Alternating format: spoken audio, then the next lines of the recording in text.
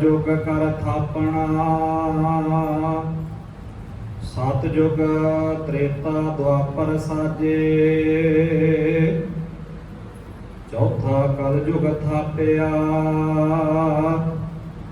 चार वर्ण चारों के राजे, ब्राह्मण क्षत्रि वैश्य शूद्र, जुग जुग एको वर्ण विराजे, सत जुग हंस अवतार धर, सोहम ब्रह्मना दूजा पाजे, एको ब्रह्म वखाणीय, मोह माया ते बेमोहताजे, कर्म तपस्या वन विखे, वक्त गुजारन तिन्नी सागे, लख वरियां दी आरजा, कोठे कोट ना मंदर साजे, एक विन से एक अस्थिर काजे। वाहिगुरु जी का खालसा, वाहिगुरु जी की फतेह। परम सम्मानियो चवर छत्र तखत दे मालक, कोट ब्रह्मंडां दे रखियक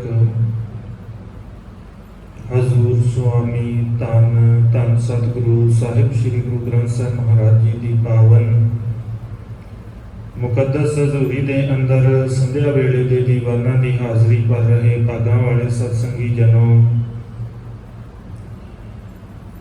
गुरु कृपा सदका गुरु के प्यार वाले पासों रबी बाणी दे कीर्तन दे नाल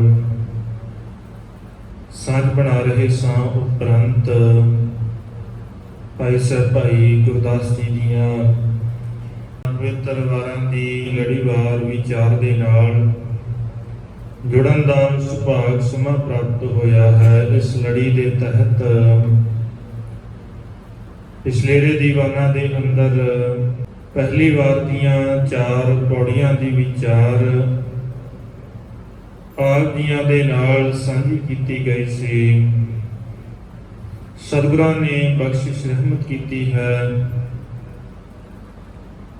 मालिक दी दया दे नाल जिस पावन पौड़ी दा पाठ आप जियां ने सत्कारयोग भाई साहब पासों श्रवण किया है, तिस दी विचार आप संगतां दे नाल सांझी करनी है। आओ विचारां दी आरंभता तो पहला गुरु चरनां दे अंदर हाजरी लवाइए। बड़े प्यार अदब साथ आखो जी सतनाम श्री वाहिगुरु साहिब जी। वाहिगुरु जी चार जुग कर थापना, जुग त्रेता द्वापर साजे। ये मन्निया जाता सी, अज भी मन्निया जाता है कि अकाल पुरख परमात्मा ने जदों इस सृष्टि साजी, इस सृष्टि नूं साजण तो बाद समय नूं युगां दे विच वंडिया। सारियां तो पहला महायुगां दे विच, महायुगां दे तो बाद हरेक महायुग दे विच 4 युग हुंदे। इदां करके समय की वंड कीती गई। फिर उन्हां युगां नूं अगे वंडिया। इदां वंडदियां हरेक पल दे विच उस समय नूं वंडिया गया और हरेक युग के चंगे ते मंदे प्रभाव नूं भी बयानिया गया। हरेक ने अपने ढंग दे नाल बयानिया। भाई गुरदास जी कहते तुसीं मनदे हो, मैं पहला भी बेनती की सी, भाई गुरदास जी ने जिहड़ा प्रचार का बहुतेरा समा है वो उन्हां जगहां ते ज्यादा बिताया जिन्हां जगहां दे उत्ते ਹਿੰਦੂ ਰੀਤੀ ਰਿਵਾਜ ਜ਼ਿਆਦਾ ਸਨ, ਜਾਂ ਉਹਨਾਂ ਤੀਰਥਾਂ ਦੇ ਉੱਤੇ, ਉਹਨਾਂ ਤੀਰਥਾਂ ਦੇ ਨੇੜੇ ਕਾਸ਼ੀ, ਬਨਾਰਸ, ਮਥੁਰਾ ਵਾਲੇ ਇਲਾਕਿਆਂ ਦੇ ਵਿੱਚ ਜ਼ਿਆਦਾ ਸਮਾਂ ਬਿਤਾਇਆ। ਇਸ ਕਰਕੇ ਲਫ਼ਜ਼ ਜਿਹੜੇ ਨੇ ਬਹੁਤੇ ਉਹਨਾਂ ਦੇ ਵਰਤੇ। ਸਤਿਗੁਰਾਂ ਨੇ ਵੀ ਜਿੱਥੇ ਸੰਕੇਤਕ ਰੂਪ 'ਚ ਇਹਨਾਂ ਸ਼ਬਦਾਂ ਨੂੰ ਵਰਤਿਆ ਹੈ, ਉਹ ਵੀ ਇਹਨਾਂ ਜਗ੍ਹਾਵਾਂ ਦੇ ਉੱਤੇ, ਇਹਨਾਂ ਤੀਰਥਾਂ ਦੇ ਉੱਤੇ ਜਾ ਕੇ ਵਰਤਿਆ। ਬਾਣੀ ਦੇ ਅੰਦਰ ਵੀ ਯੁਗਾਂ ਦੀ ਗੱਲ ਬਹੁਤ ਵਾਰ ਆਉਂਦੀ ਹੈ, ਪਰ ਸਤਿਗੁਰੂ ਆਪਣੇ ਸਿਧਾਂਤ ਨੂੰ ਸਪਸ਼ਟ ਕਰਦੇ ਨੇ ਨਾਲ। ਮਸੇ ਵੀ ਸਾਨੂੰ ਸਮਝਣਾ ਪਏਗਾ, ਹਰੇਕ ਚੀਜ਼ ਨੂੰ ਸਮਝਣਾ ਪਏਗਾ। ਜਿਵੇਂ ਮੈਂ ਅਕਸਰ ਬੇਨਤੀ ਕਰਦਾ, ਸੌਖੀ ਜੀ ਗੱਲ ਨੂੰ ਸਮਝ ਲਈਏ।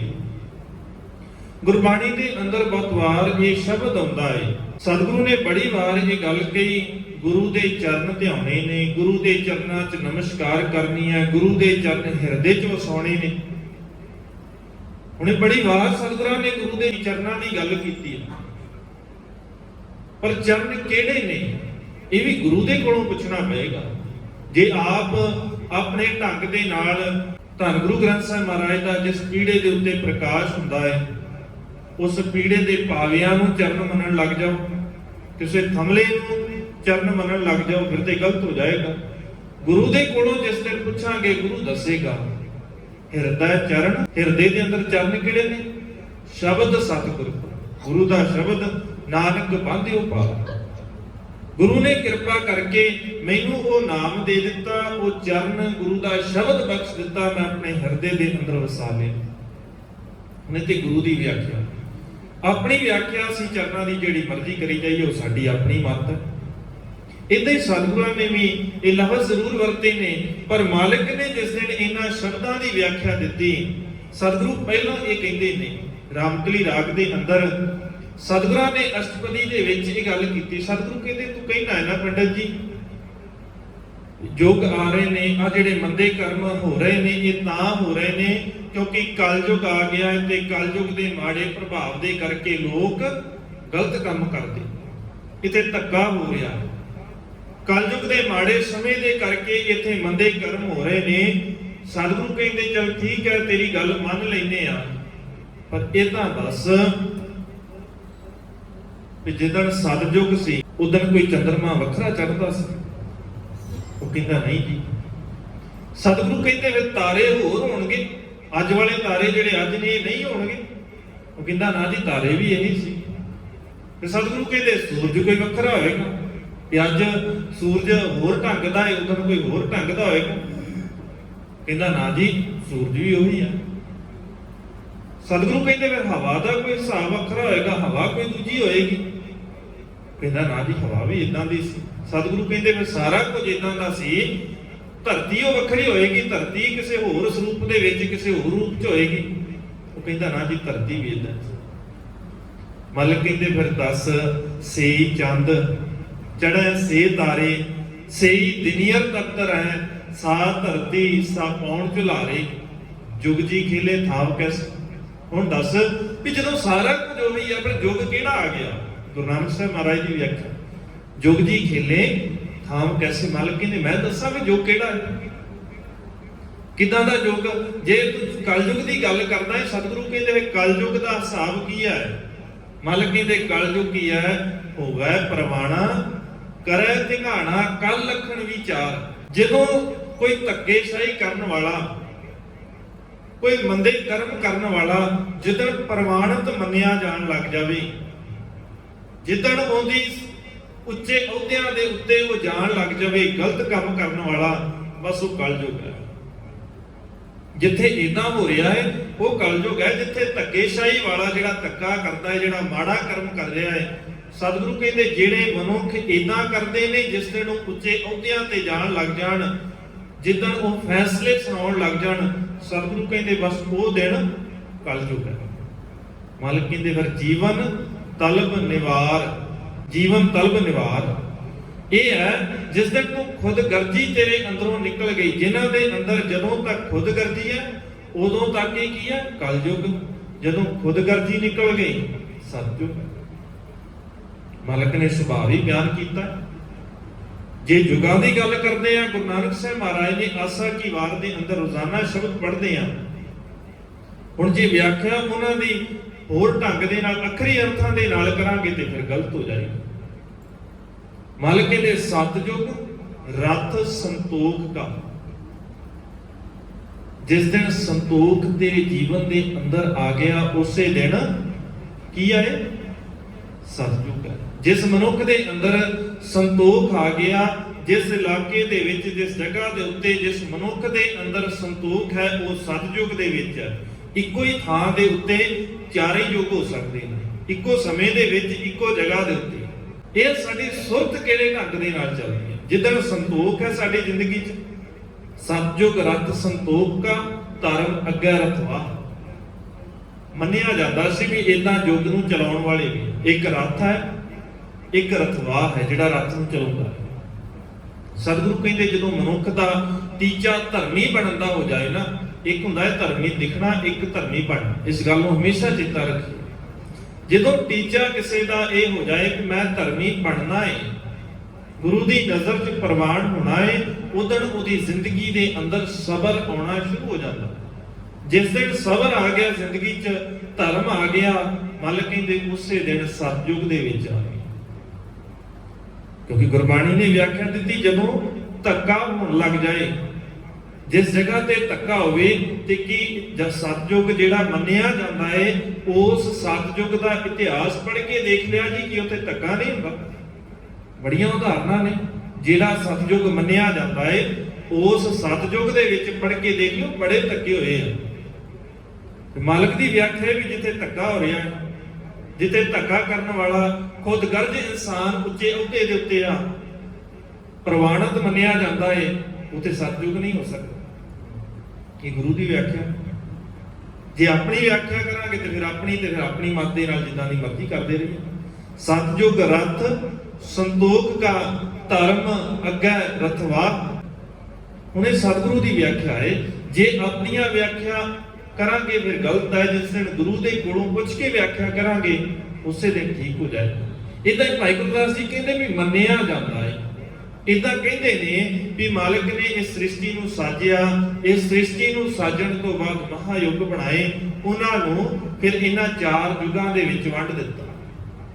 ਸਤਿਯੁਗ, ਦੁਆਪਰ, ਤ੍ਰੇਤਾ ਤੇ ਕਲਯੁਗ। ਇਹਨਾਂ ਚਾਰਾਂ ਯੁੱਗਾਂ ਦੇ ਵਿੱਚ ਵੰਡਣ ਤੋਂ ਬਾਅਦ ਉਸ ਮਾਲਕ ਨੇ ਇਸ ਸੰਸਾਰ ਦੀ ਖੇਡ ਨੂੰ ਆਰੰਭਿਆ ਹੈ। ਚੌਥਾ ਕਲਯੁਗ ਥਾਪਿਆ, ਚਾਰ ਵਰਨ ਚਾਰੋਂ ਕੇ ਰਾਜੇ। ਚੌਥਾ ਕਲਯੁਗ ਥਾਪ ਕੇ ਫਿਰ ਚਾਰ ਵਰਨ ਬਣਾਏ। ਇਹ ਮੰਨਿਆ ਜਾਂਦਾ ਹੈ ਉਹਨਾਂ ਨੇ ਬਣਾਏ, ਸਤਿਗੁਰੂ ਦੀ ਵਿਆਖਿਆ ਨਹੀਂ ਆਏ, ਇਹ ਉਹਨਾਂ ਦੀ ਵਿਆਖਿਆ ਹੈ। ਹਮੇਸ਼ਾ ਇਸ ਗੱਲ ਨੂੰ ਧਿਆਨ 'ਚ ਰੱਖੀਏ। ਭਾਈ ਗੁਰਦਾਸ ਜੀ ਜਦੋਂ ਵੀ ਗੱਲ ਕਰਦੇ ਨੇ ਸਿਧਾਂਤ, ਉਹ ਸ਼ੁਰੂ ਜਿਹੜੀ ਗੱਲ ਕਰਦੇ ਨੇ ਉਹ ਉਦਾਹਰਨਾਂ ਦੇ ਕਰਕੇ ਜਾਂ ਦੂਜੇ ਦੀ ਫਿਲਾਸਫੀ ਨੂੰ ਦੱਸ ਕੇ। ਜਦੋਂ ਆਪਣਾ ਸਿਧਾਂਤ ਦਿੰਦੇ ਨੇ ਭਾਈ ਗੁਰਦਾਸ ਜੀ ਹਮੇਸ਼ਾ ਅੰਤ ਦੇ ਵਿੱਚ ਦਿੰਦੇ। ਜਦੋਂ ਗੁਰਬਾਣੀ ਦੇ ਵਿੱਚ ਗੁਰੂ ਦਾ ਸਿਧਾਂਤ ਸਮਝਣਾ ਹੋਵੇ ਵੀ ਸਤਿਗੁਰੂ ਅਸਲ ਸਿਧਾਂਤ ਕੀ ਦੇ ਰਹੇ ਨੇ, ਉਸ ਦਿਨ ਰਹਾਉ ਵਾਲਾ ਪਦ ਪੜ੍ਹੀਏ, ਫਿਰ ਸਮਝ ਆਏਗੀ ਵੀ ਗੁਰੂ ਨੇ ਕੀ ਵਿਆਖਿਆ ਕੀਤੀ ਹੈ, ਗੁਰੂ ਦਾ ਸਿਧਾਂਤ ਕੀ ਹੈ। ਜੇ ਕਈ ਵਾਰ ਗੁਰੂ ਸਾਹਿਬ ਨੇ ਉਦਾਹਰਨਾਂ ਦਿੱਤੀਆਂ ਨੇ, ਲੋਕਾਂ ਨੇ ਉਹਨੂੰ ਵੀ ਸਿਧਾਂਤ ਬਣਾ ਲਿਆ। ਰਹਾਉ ਦੇ ਅੰਦਰ ਅਸਲ ਦੇ ਵਿੱਚ ਗੁਰੂ ਨੇ ਨਿਚੋੜ ਦਿੱਤਾ ਹੈ ਕਿ ਸ਼ਬਦ ਦੀ ਵਿਆਖਿਆ ਕੀ ਹੈ। ਬਾਕੀ ਉਦਾਹਰਨਾਂ ਹੋ ਸਕਦੀਆਂ ਨੇ, ਉਦਾਹਰਨ ਦਾ ਇੱਕ ਪਹਿਲੂ ਲਿਆ ਜਾਂਦਾ ਹੈ ਹਮੇਸ਼ਾ, ਦੋਵੇਂ ਨਹੀਂ। ਉਦਾਹਰਨਾਂ ਸਿਧਾਂਤ ਨਹੀਂ ਹੁੰਦੀਆਂ। ਸਿਧਾਂਤ ਹਮੇਸ਼ਾ ਰਹਿਣ ਵਾਲਾ, ਟਿਕਣ ਵਾਲਾ ਹੁੰਦਾ ਹੈ। ਉਦਾਹਰਨ ਕੋਈ ਵੀ ਵਰਤੀ ਜਾ ਸਕਦੀ ਹੈ। ਸਮੇਂ ਦੇ ਨਾਲ ਉਦਾਹਰਨ ਬਦਲਦੀ ਰਹਿੰਦੀ ਹੈ, ਸਮੇਂ ਦੇ ਨਾਲ ਨਿਯਮ ਬਦਲਦੇ ਰਹਿੰਦੇ ਨੇ, ਪਰ ਸਿਧਾਂਤ ਹਮੇਸ਼ਾ ਹੀ ਉਹੀ ਰਹਿੰਦਾ ਹੈ। ਸਮੇਂ ਦੇ ਨਾਲ ਨਿਯਮ ਬਦਲ ਸਕਦਾ ਹੈ, ਜਗ੍ਹਾ ਦੇ ਕਰਕੇ ਨਿਯਮ ਬਦਲ ਸਕਦਾ ਹੈ। ਹੁਣ ਸਿਧਾਂਤ ਹੈ ਕਿ ਰਸਤੇ ਦੇ ਉੱਤੇ ਤੁਰੇ ਜਾਂਦਿਆਂ ਸੁਰੱਖਿਅਤ ਰਵੇ ਮਨੁੱਖ, ਸਾਰੇ ਜਿਹੜਾ ਲੰਘ ਰਿਹਾ ਹੈ ਰਾਹਗੀਰ ਸਾਰੇ ਸੌਖੇ ਰਹਿਣ, ਕਿਸੇ ਨੂੰ ਕੋਈ ਤੰਗੀ ਨਾ ਆਵੇ। ਸਿਧਾਂਤ ਇਹੀ ਹੈ। ਹੁਣ ਇੱਥੇ ਇੰਡੀਆ ਦੇ ਵਿੱਚ ਉਹਦਾ ਨਿਯਮ ਕੀ ਆ? ਨਿਯਮ ਇੰਡੀਆ ਦੇ ਵਿੱਚ ਆ ਵੀ ਖੱਬੇ ਪਾਸੇ ਤੁਰਨਾ। ਜਗ੍ਹਾ ਬਦਲੀ, ਕਈ ਥਾਵਾਂ ਦੇ ਉੱਤੇ ਵਿਦੇਸ਼ਾਂ ਦੇ ਅੰਦਰ ਨਿਯਮ ਬਦਲ ਗਿਆ, ਸੱਜੇ ਪਾਸੇ ਤੁਰਨਾ। ਸਿਧਾਂਤ ਤੇ ਉਹੀ ਆ, ਸਿਧਾਂਤ ਉਹੀ ਰਿਹਾ ਪਰ ਨਿਯਮ ਬਦਲਿਆ ਹੈ। ਉਦਾਹਰਣ ਬਦਲ ਸਕਦੀ ਹੈ, ਗੱਲ ਸਮਝਾਉਣੀ ਹੈ। ਸਤਿਗੁਰੂ ਨੇ ਵੀ ਬੜੀਆਂ ਇੱਕੋ ਹੀ ਗੱਲ ਨੂੰ ਸਮਝਾਉਣ ਵਾਸਤੇ ਵੱਖ-ਵੱਖ ਥਾਵਾਂ ਦੇ ਉੱਤੇ ਉਦਾਹਰਨਾਂ ਬਦਲੀਆਂ ਨੇ। ਕਿਤੇ ਸਤਿਗੁਰੂ ਉਸੇ ਗੱਲ ਨੂੰ ਸਮਝਾਉਣ ਵਾਸਤੇ ਕਿਰਸਾਨੀ ਦੀ ਉਦਾਹਰਨ ਦਿੰਦੇ ਨੇ, ਕਿਤੇ ਸਤਿਗੁਰੂ ਉਸੇ ਹੀ ਗੱਲ ਨੂੰ ਸਮਝਾਉਣ ਵਾਸਤੇ ਕਿਸੇ ਵਪਾਰੀ ਦੀ ਗੱਲ ਕਰਦੇ, ਸਿਧਾਂਤ ਉਹ ਹੀ ਸਮਝਾਉਣਾ ਹੈ, ਉਦਾਹਰਣ ਵੱਖਰੀ ਹੋ ਸਕਦੀ। ਮਤਲਬ ਕਹਿੰਦੇ ਇਦਾਂ ਹੀ ਭਾਈ ਗੁਰਦਾਸ ਜੀ ਕਹਿੰਦੇ ਮੰਨਿਆ ਉਸ ਵਕਤ ਦਾ ਹਾਲ ਇਹ ਸੀ, ਇੱਕ ਤਾਂ 4 ਯੁੱਗ ਸਨ, 4 ਯੁੱਗ ਵੰਡੇ, 4 ਯੁੱਗ ਵੰਡਣ ਤੋਂ ਬਾਅਦ ਮਨੁੱਖਾ ਜਾਤੀ ਨੂੰ 4 ਵਰਨਾਂ ਦੇ ਵਿੱਚ ਵੰਡ ਦਿੱਤਾ ਗਿਆ ਔਰ 4ਾਂ ਦੇ ਹੀ ਆਗੂ ਬਣਾ ਲਏ ਵੀ ਇਸ ਵਰਨ ਦਾ ਆਹ ਰਾਜਾ ਹੈ, ਇਸ ਵਰਨ ਦਾ ਆਹ ਰਾਜਾ ਹੈ। 4ਾਂ ਦੇ ਰਾਜੇ ਵੀ ਵੰਡ ਲਏ ਗਏ ਹਨ। ਬ੍ਰਾਹਮਣ ਛਤਰੀ ਵੈਸਾ ਸ਼ੂਦਰ ਜੁਗ ਜੁਗ ਏਕੋ ਵਰਨ ਵਿਰਾਜੇ। ਔਰ ਇਹਨਾਂ ਦੇ ਵਿੱਚ ਬ੍ਰਾਹਮਣ, ਖੱਤਰੀ, ਸ਼ੂਦ ਤੇ ਵੈਸ ਇਹ 4 ਵਰਨ, ਔਰ ਇਹਨਾਂ 4 ਵਰਨਾਂ, 4 ਵਰਨ ਹੀ 4 ਯੁਗਾਂ ਦੇ ਅੰਦਰ ਵੱਖਰੇ ਵੱਖਰੇ ਢੰਗ ਦੇ ਨਾਲ ਵਿਚਰਦੇ, ਕਿਉਂਕਿ ਸਮਾਂ ਇਦਾਂ ਦਾ ਵੀ ਸੀ ਕਿਸੇ ਦਿਨ ਇਹ ਜਿਹੜੇ 4 ਵਰਨ ਨੇ ਉਹ ਸਿਰਫ ਤੁਹਾਡੇ ਕਿੱਤੇ ਦੇ ਨਾਲ ਸੰਬੰਧਿਤ ਨੇ, ਵੀ ਤੁਸੀਂ ਕੰਮ ਕੀ ਕਰਦੇ ਹੋ, ਜਿਹੋ ਜਿਹਾ ਕੰਮ ਕਰਦੇ ਹੋ ਉਹੋ ਜਿਹੇ ਵਰਨ ਦੇ ਵਿੱਚੋਂ ਤੁਸੀਂ ਕਿੱਤਾ ਬਦਲਦੇ ਹੋ, ਉਦੋਂ ਹੀ ਤੁਹਾਡਾ ਵਰਨ ਵੀ ਬਦਲ ਜਾਂਦਾ। ਜਿਸ ਕਿੱਤੇ ਨੂੰ ਬਾਪ ਕਰਦਾ ਸੀ, ਜੇ ਪੁੱਤਰ ਨੇ ਉਹ ਕਿੱਤਾ ਨਹੀਂ ਅਪਣਾਇਆ, ਦੂਜਾ ਕਿੱਤਾ ਅਪਣਾਇਆ ਤੇ ਉਹਦਾ ਵਰਨ ਹੋਇਆ। ਪਰ ਸਮੇਂ ਨੇ ਤਬਦੀਲੀ ਆਈ, ਸਮੇਂ ਦੇ ਨਾਲ ਜਿਹੜੇ ਘਰ ਦੇ ਵਿੱਚ ਜਨਮ ਹੋ ਗਿਆ ਉਹ ਹੀ ਵਰਨ ਮੰਨਿਆ ਗਿਆ ਹਮੇਸ਼ਾ ਵਾਸਤੇ। ਕੰਮ ਬਦਲੇ ਨਾ ਬਦਲੇ ਇਸ ਗੱਲ ਦੇ ਨਾਲ ਕੋਈ ਫਰਕ ਨਹੀਂ ਪੈਂਦਾ, ਹਮੇਸ਼ਾ ਹੀ ਕਿੱਤਾ ਇੱਕੋ ਜਿਹਾ ਰਿਹਾ। ਭਾਈ ਗੁਰਦਾਸ ਜੀ ਕਹਿੰਦੇ ਇਦਾਂ ਸਮੇਂ ਦੇ ਨਾਲ ਸਾਰਾ ਕੁਝ ਬਦਲਿਆ, 4 ਵਰਨ ਹੋ ਗਏ, 4 ਵਰਨਾਂ ਦੇ ਵੱਖ-ਵੱਖ ਆਗੂ ਮੰਨ ਲਏ ਗਏ, ਵੱਖ-ਵੱਖ ਕੰਮ ਮਿਥ ਲਏ ਗਏ, ਪਰ ਉਸ ਅਕਾਲ ਪੁਰਖ ਦਾ ਸਿਧਾਂਤ ਇੱਕੋ ਜਿਹਾ ਹੀ ਰਿਹਾ ਹੈ। ਸਤਿਜੁਗ ਹੰਸ ਅਵਤਾਰ ਧਰ ਸੋਹੰ ਬ੍ਰਾਹਮਣਾ ਦੂਜਾ ਪਾਜੇ। ਸਤਿਯੁਗ ਦਾ ਸੁਭਾਅ, ਜਿਹੜਾ ਸਤਿਯੁਗੀ ਹੈ ਉਹਦਾ ਸੁਭਾਅ ਕਿਦਾਂ ਦਾ ਹੈ? ਉਹ ਹੰਸ ਅਵਤਾਰ ਹੈ। ਇੱਕ ਉਹ ਮੰਨਿਆ ਜਾਂਦਾ ਹੈ ਵੀ ਇਦਾਂ ਦਾ ਕੋਈ ਅਵਤਾਰ ਆਇਆ। ਜੇ ਗੁਰੂ ਦੀ ਵਿਆਖਿਆ ਦੇਖੀਏ, ਹੰਸ ਗੁਰਬਾਣੀ ਨੇ ਹੰਸ ਉਹਨੂੰ ਮੰਨਿਆ ਹੈ ਜਿਹੜਾ ਸਹੀ ਤੇ ਗਲਤ ਦੀ ਪਛਾਣ ਕਰਨ ਜੋਗਾ ਹੋਵੇ, ਜਿਹੜਾ ਵਿਵੇਕ ਬੁੱਧ ਰੱਖਦਾ ਹੋਵੇ, ਦੋ ਦੇ ਵਿੱਚੋਂ ਇੱਕ ਦੀ ਪਛਾਣ ਕਰ ਲੈਂਦਾ ਹੋਵੇ। ਸਤਿਯੁਗ ਜਿਹਦੇ ਅੰਦਰ ਆ ਗਿਆ ਉਹਦਾ ਸੁਭਾਅ ਹੰਸ ਵਰਗਾ ਹੋ ਜਾਂਦਾ ਹੈ। ਜਿਸ ਦਿਨ ਹੰਸ ਵਰਗਾ ਉਹਦਾ ਸੁਭਾਅ ਬਣਿਆ, ਉਹਨੂੰ ਸਮਝ ਆ ਗਈ ਵੀ ਉਹ ਅਕਾਲ ਪੁਰਖ ਸੋਹੰ, ਉਹ ਸਾਰਾ ਕੁਝ ਆਪਣੇ ਆਪ 'ਚ ਹੈ, ਉਹ ਮਾਲਕ ਹੀ ਇਸ ਧਰਤੀ ਦੇ ਉੱਤੇ ਵਿਚਰਦਾ ਹੈ, ਉਸ ਮਾਲਕ ਦੇ ਕਰਕੇ ਸਾਰਾ ਪਸਾਰਾ ਹੈ, ਉਹ ਆਪਣੇ ਆਪ ਤੋਂ ਪੈਦਾ ਹੋਇਆ। ਸੋਹੰ ਬ੍ਰਹਮ ਪਛਾਣੀ ਹੈ, ਉਸ ਬ੍ਰਹਮ ਦੀ ਪਛਾਣ ਆ ਜਾਂਦੀ ਹੈ ਜਿਹੜਾ ਆਪਣੇ ਆਪ ਤੋਂ ਪੈਦਾ ਹੋਇਆ ਹੈ। ਜਿਹਨੇ ਜਨਮ ਲਿਆ ਫਿਰ ਉਹਨੂੰ ਇੱਕ ਪਾਸੇ ਰੱਖ ਦਿੰਦਾ ਹੈ, ਇਹ ਨਹੀਂ ਅਸਲ ਦੇ ਵਿੱਚ ਰੱਬ ਆ ਨਹੀਂ ਆ।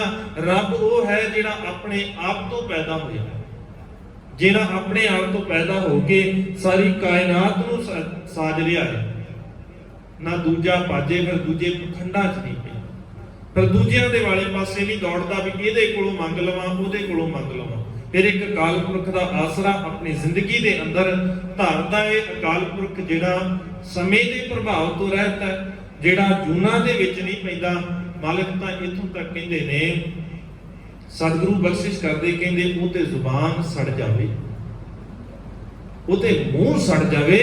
ਜਿਹੜਾ ਮੂੰਹ, ਜਿਹੜੀ ਜ਼ੁਬਾਨ ਇਹ ਗੱਲ ਕਹਿੰਦੀ ਹੈ ਨਾ ਵੀ ਰੱਬ ਨੇ ਜਨਮ ਲਿਆ ਹੈ, ਉਹ ਮੂੰਹ ਸੜ ਜਾਵੇ। ਸੋ ਮੁਖ ਜਲਾਓ ਜਿਤ ਕਹੈ ਠਾਕੁਰ। ਇਹ ਸਤਿਗੁਰੂ ਦੀ ਪ੍ਰਵਾਸਾ। ਅਸੀਂ ਅਜੇ ਵੀ ਕਹੀ ਜਾਂਦੇ ਬੰਦਿਆਂ ਨੂੰ ਵੀ ਆਹ ਬੰਦਾ ਰੱਬ ਹੈ। ਇੱਕ ਹੁੰਦਾ ਹੈ, ਕਈ ਵਾਰ ਇਦਾਂ ਲਫ਼ਜ਼ ਵਰਤਿਆ ਜਾਂਦਾ ਹੈ, ਆਹ ਤੇ ਬਿਲਕੁਲ ਆਪਣੇ ਪਿਓ ਵਰਗਾ ਹੈ, ਆਹ ਕੁੜੀ ਆਪਣੀ ਮਾਂ ਵਰਗੀ ਹੈ। ਭਾਵ ਉਹਦੇ ਵਿੱਚ ਉਹ ਗੁਣ ਨੇ, ਇਹ ਗੁਣ ਨੇ ਉਹਦੇ ਵਿੱਚ, ਤਾਂ ਕਰਕੇ ਇਦਾਂ ਕਿਹਾ ਜਾਂਦਾ ਹੈ। ਜੇ ਕਿਸੇ ਨੂੰ ਇਦਾਂ ਕਿਹਾ ਜਾਂਦਾ ਭਾਵ ਉਹਦੇ 'ਚ ਕੋਈ ਨਾ ਕੋਈ ਗੁਣ ਉਹ ਹੈਗਾ ਹੈ, ਪਰ ਉਹ ਰੱਬ ਨਹੀਂ ਹੈਗਾ, ਕਹਿ ਦਿੱਤਾ ਜਾਂਦਾ ਹੈ ਕਈ ਵਾਰ। ਹੁਣ ਪਿਤਾ ਦੀ ਜਗ੍ਹਾ ਪੁੱਤਰ ਨਹੀਂ ਲੈ ਸਕਦਾ, ਜਿਹੜੀ ਜਗ੍ਹਾ ਪਿਤਾ ਦੀ ਉਹ ਪਿਤਾ ਦੀ ਰਹੇਗੀ, ਪਰ ਫਿਰ ਵੀ ਕਈ ਵਾਰ ਪਿਤਾ ਦੇ ਨਾਲ ਉਹਦੀ ਤੁਲਨਾ ਕਰ ਦਿੱਤੀ ਜਾਂਦੀ, ਕਿਉਂਕਿ ਉਹਦੇ ਅੰਦਰ ਉਹ ਗੁਣ ਨਹੀਂ। ਸਤਿਗੁਰੂ ਕਹਿੰਦੇ ਜਿਸ ਦਿਨ ਸਮਝ ਆ ਗਈ, ਇਹ ਸੱਚ ਸਮਝ ਆ ਗਿਆ, ਉਸ ਦਿਨ ਮਨੁੱਖ ਫਿਰ ਸਾਰੇ ਆਸਰੇ ਛੱਡ ਦਿੰਦਾ, ਫਿਰ ਇੱਕੋ ਦੇ ਨਾਲ ਜੁੜਦਾ ਹੈ, ਜਿਹੜਾ ਅਕਾਲ ਪੁਰਖ ਹੈ, ਜਿਹੜਾ ਆਪਣੇ ਆਪ ਤੋਂ ਪੈਦਾ ਹੋਇਆ, ਜਿਹੜਾ ਆਦ ਸੱਚ ਜੁਗਾਦ ਸੱਚ ਹੈ, ਵੀ ਸੱਚ ਨਾਨਕ ਹੋਸੀ ਵੀ ਸੱਚ। ਜਿਹੜਾ ਕਦੇ ਖਤਮ ਹੋਣ ਵਾਲਾ ਨਹੀਂ ਹੈ। ਏਕੋ ਬ੍ਰਹਮ ਬਖਾਣੀਐ ਮੋਹ ਮਾਇਆ ਤੇ ਬੇਮੋਹਤਾਜੇ। ਫਿਰ ਉਹ ਇੱਕੋ ਬ੍ਰਹਮ ਦੀ ਗੱਲ ਕਰਦਾ ਹੈ, ਫਿਰ ਉਹ ਬੰਦਿਆਂ ਦੀ ਗੱਲ ਕਰਨੀ ਛੱਡ ਦਿੰਦਾ ਹੈ। ਭਾਈ ਗੁਰਦਾਸ ਜੀ ਕਹਿੰਦੇ ਨੇ ਮਨਮੁਖ ਹੋਏ ਬੰਦੇ ਦਾ ਬੰਦਾ। ਮਨਮੁਖ ਹੈ ਜਿਹੜਾ ਬੰਦਿਆਂ ਦੇ ਪਿੱਛੇ ਲੱਗਦਾ ਹੈ, ਉਹ ਅਕਾਲ ਪੁਰਖ ਦੀ ਹੀ ਗੱਲ ਕਰਦਾ ਹੈ, ਹਮੇਸ਼ਾ ਅਕਾਲ ਪੁਰਖ ਦੇ ਨਾਲ ਜੁੜਦਾ ਹੈ। ਜਿਹੜਾ ਦੂਜੇ ਪਖੰਡਾਂ ਦੇ ਵਿੱਚੋਂ ਬਾਹਰ ਨਿਕਲ ਆਉਂਦਾ ਹੈ, ਫਿਰ ਉਹ ਮਾਇਆ ਦੇ ਆਸਰੇ ਨਹੀਂ ਤੱਕਦਾ, ਫਿਰ ਉਹ ਮੋਹ ਦੇ ਵਿੱਚ ਨਹੀਂ ਪੈਂਦਾ, ਫਿਰ ਉਹ ਵਿਕਾਰਾਂ ਤੋਂ ਬਚ ਕਰਕੇ ਗੁਰੂ ਦੀ ਸ਼ਰਨ ਜਾ ਕੇ ਗੁਰੂ ਦੇ ਆਸਰੇ ਦੇ ਨਾਲ ਅਕਾਲ ਪੁਰਖ ਦੇ ਰਸਤੇ ਦੇ ਉੱਤੇ ਤੁਰਦਾ ਹੈ। ਕਰਮ ਤਪੱਸਿਆ ਬਨ ਵਿਖੈ ਬਖਤ ਗੁਜ਼ਾਰਨ ਪਿੰਨੀ ਸਾਗੇ। ਕਰਮ ਤਪੱਸਿਆ ਬਨ ਵਿਖੈ। ਹੁਣ ਗੁਰਬਾਣੀ ਨੇ ਵਨ, ਇੱਕ ਵਨ ਉਹ ਜਿਹੜੇ ਤਪਸਵੀ ਲੋਕ ਜੰਗਲਾਂ ਦੇ ਵਿੱਚ ਜਾਂਦੇ ਨੇ, ਉਹ ਜੰਗਲ ਦੀ ਗੱਲ ਹੈ ਜਿੱਥੋਂ ਸਤਿਗੁਰੂ ਨੇ ਬਾਰ-ਬਾਰ ਸਮਝਾਇਆ ਕਾਹੇ ਰੇ ਬਨ ਖੋਜਣ ਜਾਈ। ਜੰਗਲ ਦੇ ਵਿੱਚ ਕਿਹਨੂੰ ਲੱਭਣ ਜਾਣਾ ਹੈ? ਉਤੋਂ ਤੇ ਲੱਭਣਾ ਕੁਝ ਨਹੀਂ ਹੈ। ਉਸ ਜੰਗਲ ਦੇ ਵਿੱਚੋਂ ਤੈਨੂੰ ਕੁਝ ਨਹੀਂ ਲੱਭਣਾ। ਤੂੰ ਜਿੰਨਾ ਮਰਜ਼ੀ ਦੌੜ ਲਾ, ਜਿੰਨੇ ਮਰਜ਼ੀ ਥਾਂ ਤੇ ਤੁਰਿਆ ਫਿਰ, ਮਾਲਕ ਨਾਲ ਹੀ ਬਖਸ਼ਿਸ਼ ਕਰਦੇ। ਕਹਿੰਦੇ ਇਹ ਸੰਸਾਰ ਵੀ ਜੰਗਲ ਹੈ, ਬੜਾ ਭਿਆਨਕ ਜੰਗਲ ਜਿੱਥੇ ਮਨੁੱਖ ਗਵਾਚਿਆ ਹੋਇਆ ਹੈ। ਤੇ ਜਿਹੜਾ ਇਸ ਸੰਸਾਰ ਜੰਗਲ ਦੇ ਵਿੱਚ, ਸਤਿਗੁਰੂ ਨੇ ਇਸ ਸੰਸਾਰ ਨੂੰ ਭੌਜਲ ਵੀ ਆਖਿਆ, ਸਮੁੰਦਰ ਵੀ ਆਖਿਆ, ਜੰਗਲ ਵੀ ਆਖਿਆ, ਧੂਏ ਦਾ ਪਹਾੜ ਵੀ ਆਖਿਆ, ਬੜੇ ਇਹਦੇ ਵਾਸਤੇ ਲਫ਼ਜ਼ ਵਰਤੇ ਨੇ। ਮਾਲਕ ਕਹਿੰਦੇ ਇਸ ਜੰਗਲ ਦੇ ਅੰਦਰ, ਭਾਈ ਗੁਰਦਾਸ ਜੀ ਕਹਿੰਦੇ ਕਰਮ ਤਪੱਸਿਆ ਬਨ ਵਿਖੈ। ਇਸ ਸੰਸਾਰ ਰੂਪ ਜੰਗਲ ਦੇ ਅੰਦਰ ਉਹ ਤਪੱਸਿਆ ਕਰਦੇ ਨੇ, ਇਹ ਕਰਮ ਹੈ ਉਹਨਾਂ ਦਾ। ਔਰ ਇੱਥੇ ਤਪੱਸਿਆ ਕਰਦੇ ਹੋਏ ਵਕਤ ਗੁਜ਼ਾਰਨ ਪਿੰਨੀ ਸਾਗੀ, ਵਕਤ ਗੁਜ਼ਾਰਦੇ ਨੇ, ਸਮਾਂ ਬਤੀਤ ਕਰਦੇ ਨੇ। ਪਿੰਨੀ ਭਾਵ ਜੋ ਮਿਲ ਜਾਵੇ, ਬੜਾ ਥੋੜਾ ਜਿਹਾ, ਕਿਉਂਕਿ ਧਰਮੀ ਦਾ ਇੱਕ ਨਿਸ਼ਾਨੀ ਕੀ ਹੈ? ਉਹ ਸੰਤੋਖੀ ਹੈ, ਸਬਰ ਵਾਲਾ ਹੈ। ਫਿਰ ਜੋ ਮਿਲ ਜਾਵੇ ਉਹਦੇ ਨਾਲ ਹੀ ਉਹ ਸੰਤੋਖ ਦੇ ਵਿੱਚ ਰਹਿ ਕਰਕੇ ਆਪਣਾ ਵਕਤ ਗੁਜ਼ਾਰਦੇ ਹਨ। ਲੱਖ ਵਰਿਆਂ ਦੀ ਆਰਜਾ ਕੋਠੇ ਕੋਟ ਨਾ ਮੰਦਰ ਸਾਜੇ। ਜਿਹੜਾ ਜੁੜ ਗਿਆ ਉਸ ਅਕਾਲ ਪੁਰਖ ਦੇ ਨਾਲ, ਫਿਰ ਉਮਰ ਕਿੰਨੀ ਵੀ ਹੋ ਜਾਏ ਉਹਦੀ, ਲੱਖ ਵਰਿਆਂ ਦੀ ਆਰਜ਼ਾ, ਜੇ ਲੱਖਾਂ ਵਰਿਆਂ ਦੀ ਵੀ ਉਮਰ ਹੋ ਜਾਏ ਉਹਨਾਂ ਦੀ, ਫਿਰ ਵੀ ਉਹ ਇਹਨਾਂ ਚੱਕਰਾਂ 'ਚ ਨਹੀਂ ਪੈਂਦੇ ਵੀ ਵੱਡੀਆਂ ਵੱਡੀਆਂ ਕੋਠੀਆਂ ਬਣਾ ਲਈਏ, ਕਿਸੇ ਦੇ ਬਣਾਏ ਹੋਏ ਉੱਤੇ ਕਬਜ਼ਾ ਕਰ ਲਈਏ, ਧੱਕੇ ਦੇ ਨਾਲ, ਠੱਗੀ ਦੇ ਨਾਲ ਇਕੱਠਾ ਕਰਕੇ ਬਣਾ ਲਈਏ। ਬਣਾਉਣ ਦੀ ਮਨਾਹੀ ਨਹੀਂ ਹੈ। ਠੱਗੀ ਮਾਰ ਕੇ, ਤ੍ਰਿਸ਼ਨਾ ਦੇ ਵਿੱਚ, ਲਾਲਚਾਂ ਦੇ ਵਿੱਚ ਆ ਕਰਕੇ, ਜਿਹੜੀਆਂ ਧੱਕੇ ਦੇ ਨਾਲ, ਖੁਦਗਰਜ਼ੀ ਦੇ ਨਾਲ, ਜ਼ਬਰਦਸਤੀ ਖੋ ਕੇ ਜਿਹੜਾ ਬਣਾਉਣਾ ਹੈ, ਭਾਈ ਗੁਰਦਾਸ ਜੀ ਕਹਿੰਦੇ ਫਿਰ ਜਿਹੜਾ ਗੁਰੂ ਦੇ ਨਾਲ ਜੁੜਿਆ ਹੋਇਆ ਹੈ, ਫਿਰ ਉਹ ਇਹਨਾਂ ਪਾਸਿਆਂ ਤੋਂ ਬਚ ਜਾਂਦਾ ਹੈ। ਇੱਕ ਵਿਗਸੇ ਇੱਕ ਆਸਥਿਰ ਗਾਜੇ।